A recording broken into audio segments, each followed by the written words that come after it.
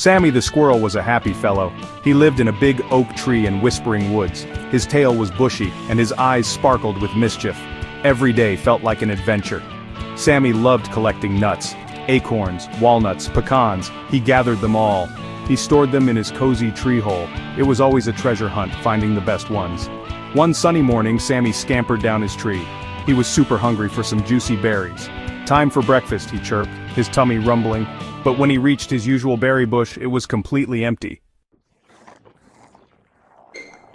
Sammy's ears drooped. Where could all the berries have gone?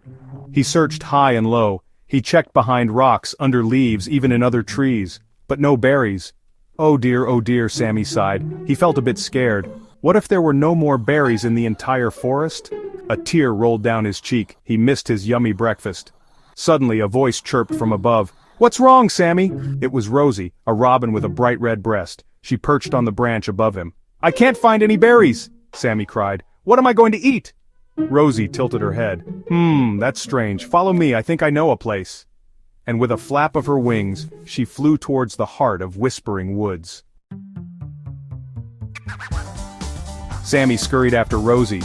They went through tall grass, hopped over a babbling brook, and finally reached a clearing. And there, in the middle of the clearing, was a magnificent sight. It was the biggest berry bush Sammy had ever seen, bursting with ripe, juicy berries. Sammy's mouth watered. "Wow," he gasped. "How did you find this, Rosie?" Rosie giggled. "The forest always has enough to share, Sammy. You just need to know where to look." Sammy realized that she was right. He felt silly for worrying so much.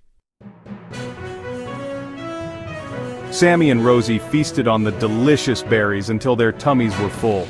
Sammy learned that even when things seem scarce, there's always enough to go around. He also realized the importance of friends. From that day on, Sammy made sure to share his nuts with his friends whenever they needed help.